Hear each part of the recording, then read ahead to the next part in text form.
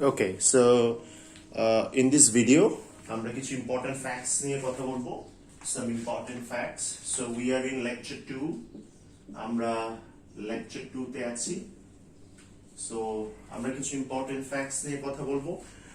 So after completing lecture 1 and lecture 2, যারা যারা lecture 1 and lecture 2 videos complete করবেন, video series complete করবেন, তাদের জন্য একটা অ্যাসাইনমেন্ট আছে. তারা প্লিজ গ্রুপে দেখবেন.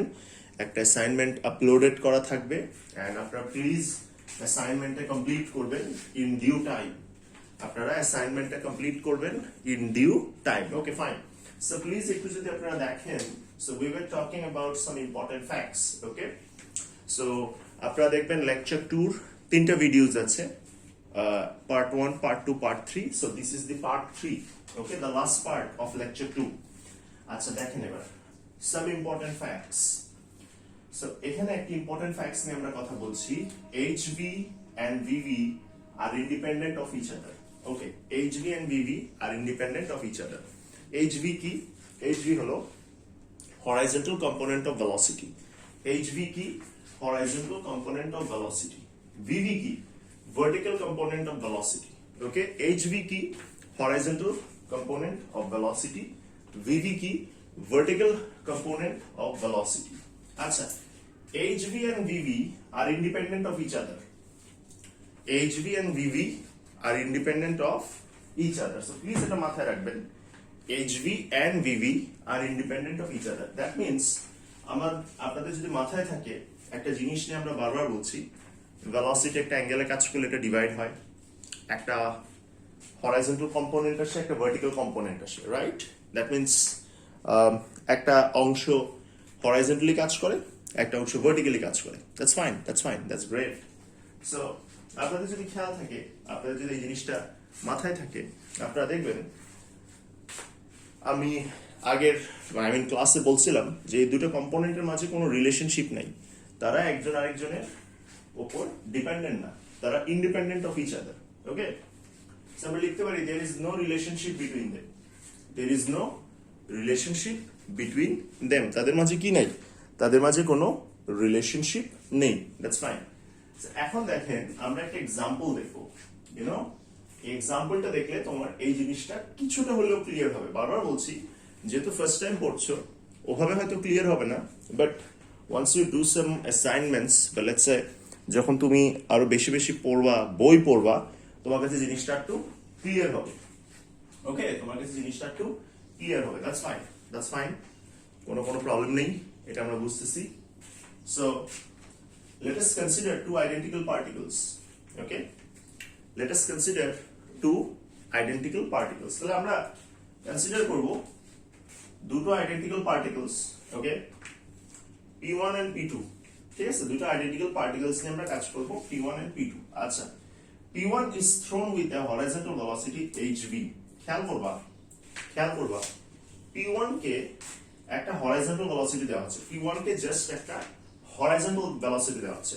সো অলওয়েজ রিমেম্বার, কাউকে যদি শুধু হরাইজন্টাল ভেলোসিটি দেওয়া হয় তার ভার্টিক্যাল ভেলোসিটি 0. প্লিজ এই কথাটা আমি বারবার বলছি. কাউকে যদি শুধু হরাইজন্টাল ভেলোসিটি দেওয়া হয়, কাউকে ধরেন শুধু হরাইজন্টাল ভেলোসিটি দেওয়া হয়েছে, তাহলে মাথায় রাখবেন তার ভার্টিক্যাল ভেলোসিটি কিন্তু 0. ওকে, তাহলে দেখেন P1 কে থ্রো করা হচ্ছে একটা হরাইজন্টাল ভেলোসিটি দিয়ে hv, এবং মাথায় রাখবেন কাউকে যদি আপনি খালি হরাইজন্টাল ভেলোসিটি দেন তার ভার্টিক্যাল ভেলোসিটি কিন্তু 0.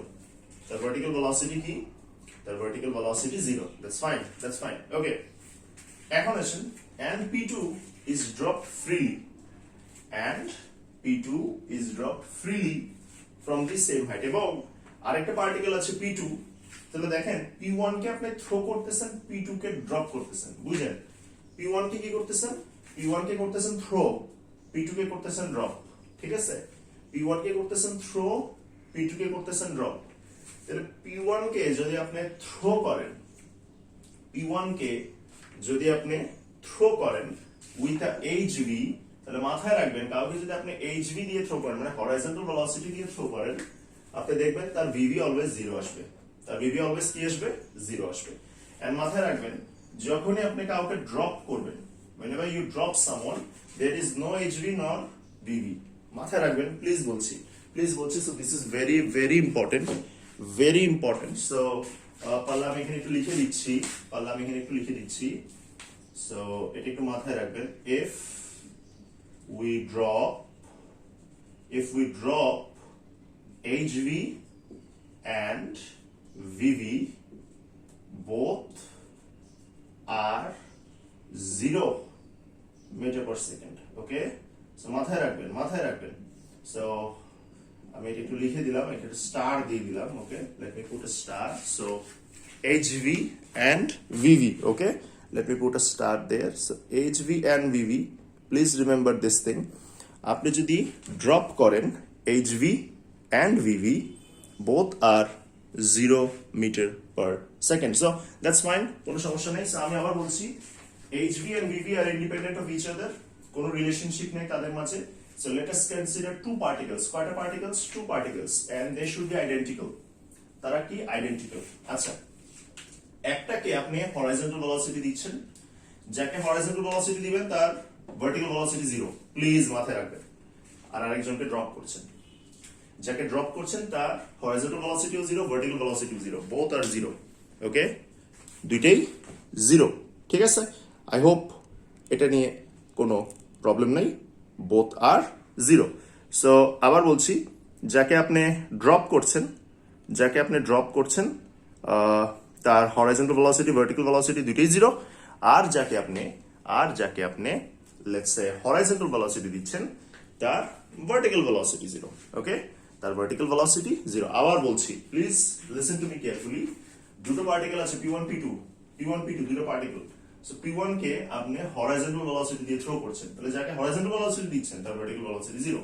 আর P2 কে আপনি ড্রপ করছেন, যাকে আপনি ড্রপ করছেন, ওকে, ফ্রিলি ড্রপ করছেন, তার হরাইজন্টাল ভার্টিক্যাল ভেলোসিটি দুটোই 0. আচ্ছা, এখন ওকে থ্রো করছেন আর ওকে ড্রপ করছেন সেম হাইট থেকে and at the same time. So please মাথায় রাখবেন,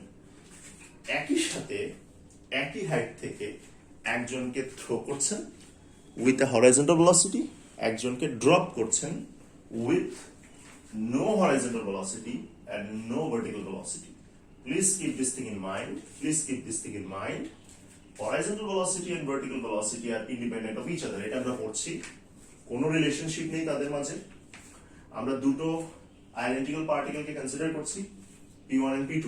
ওকে, P1 is throw with a horizontal velocity HV. P1 কে থ্রো করা হচ্ছে একটা horizontal velocity নিয়ে HV, and P2 কে ড্রপ করা হচ্ছে freely from the same height. Okay, একই হাইট থেকে ওকে horizontal velocity দিয়ে ড্রপ করা হলো, P2 কে just freely ড্রপ করা হলো. ওকে, এখন ওকে একটা horizontal velocity তে থ্রো করা হয়েছে, সরি ড্রপ না, থ্রো, ওকে ড্রপ করা হয়েছে. আচ্ছা, and at the same time এই কাজটা করা হয়েছে. সো এই জিনিসটা মাথায় রাখবেন, কাউকে যদি আপনি HV দেন VV 0, আর কাউকে যদি আপনি ড্রপ করেন HV VV দুটোই 0. দ্যাটস ফাইন, কোনো সমস্যা নেই. আচ্ছা, এখন দেখেন, we will see both P1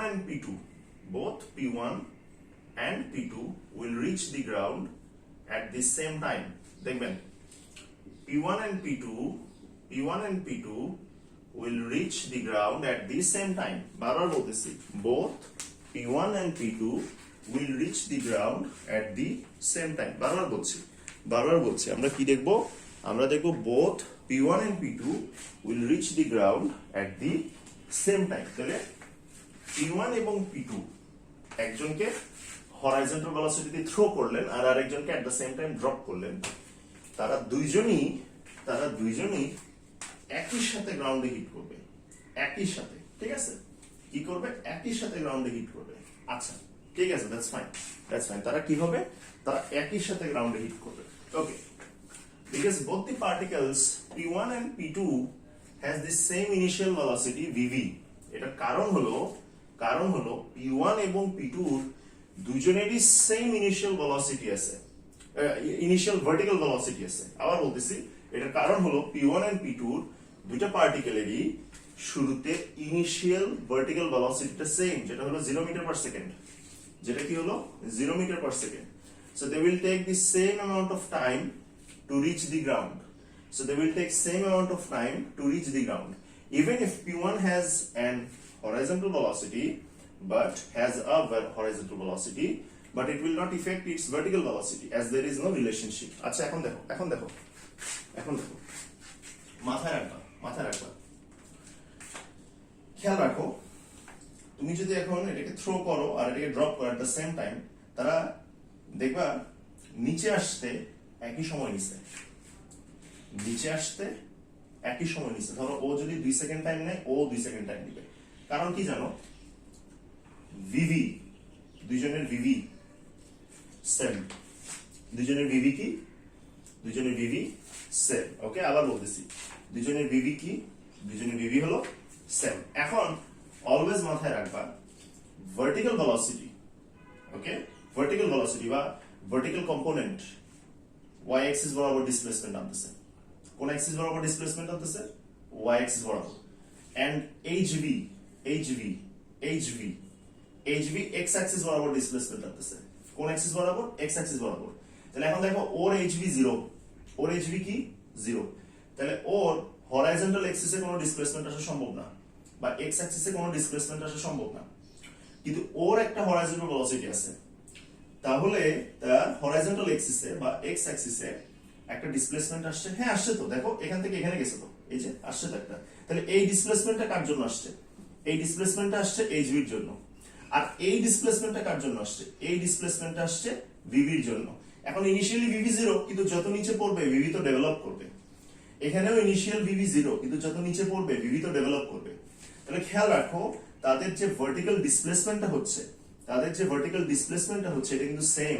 তাহলে একটা হচ্ছে ইনিশিয়াল ভার্টিক্যাল ভেলোসিটি দুইজনের সেম, আর আরেকটা হলো যে ভার্টিক্যাল ডিসপ্লেসমেন্টটা তুমি করবা, তুমি যে ভার্টিক্যাল ডিসপ্লেসমেন্টটা করাচ্ছ দুইটা পার্টিকেলের ভার্টিক্যাল ডিসপ্লেসমেন্ট সেম আসতেছে। ওকে, সো বারবার বলছি please keep this thing in mind. এই পার্টিকেল থেকে একটা HV আছে, কিন্তু স্টিল ওর গ্রাউন্ডে আসতে যতটুকু সময় লাগতেছে ওরও সেম লাগতেছে। কেন? কারণ তুমি যখন গ্রাউন্ডে আসতেছো তোমার একটা ভার্টিক্যাল ডিসপ্লেসমেন্ট হচ্ছে এতখানি। এই ভার্টিক্যাল ডিসপ্লেসমেন্টটা দুইজনেরই প্রথম কথা হলো same.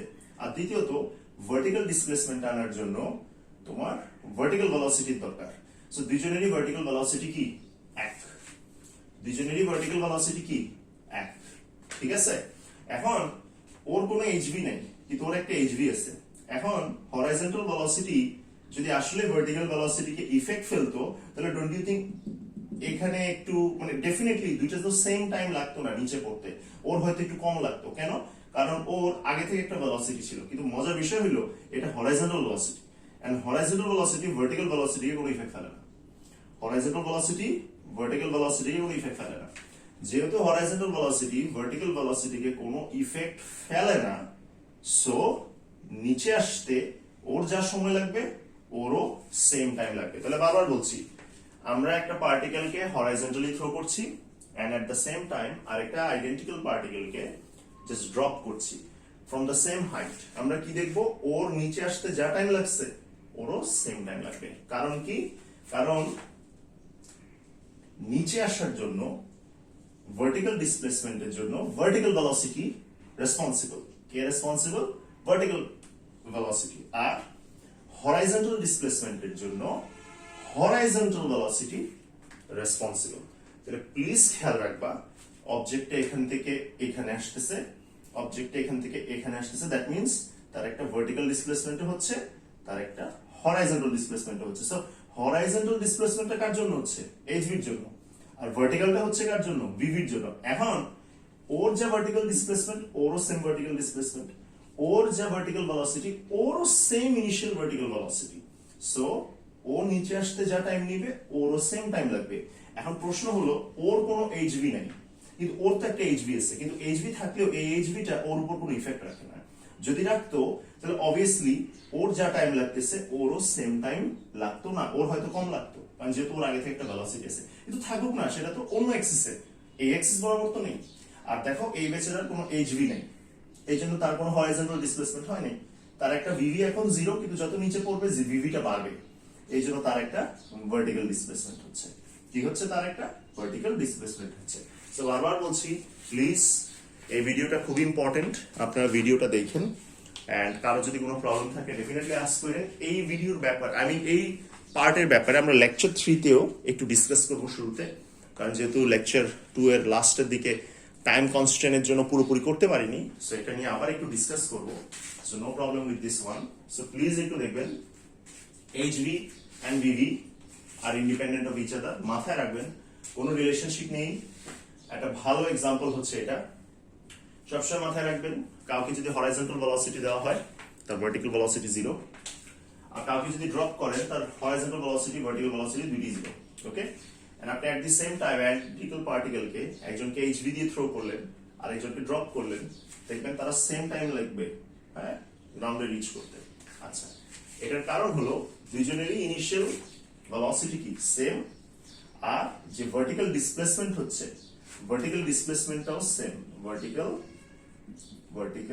displacement same. Okay, displacement same. So vertical displacement টাও সেম হচ্ছে। এখন বলবেন ওর তো একটা হরাইজন্টাল ভেলোসিটি ছিল, হ্যাঁ এই জন্যই তো একটা হরাইজন্টাল ডিসপ্লেসমেন্ট আছে, বাট এটা থাকলেও ভার্টিক্যাল ডিসপ্লেসমেন্টকে কোনোভাবেই ইফেক্ট ফেলছে না। ওকে, সো বারবার বলছি এখান থেকে এখানে আসতে যা সময় লাগবে, সরি এখান থেকে এখানে আসতে যা সময় লাগবে এখান থেকে এখানে আসতেও সেম টাইম লাগবে। ওকে, সো আজকে এতটুকুই। কারো যদি এই ভিডিওতে প্রবলেম থাকে কোনো একটা পার্টিকুলার পার্টে প্লিজ আমাকে বলবেন। সো আবার বলছি, what is the main thing, তারা ইন্ডিপেন্ডেন্ট। ওকে, এটা যেন মাথায় থাকে। ওকে, টাটা, গুড বাই।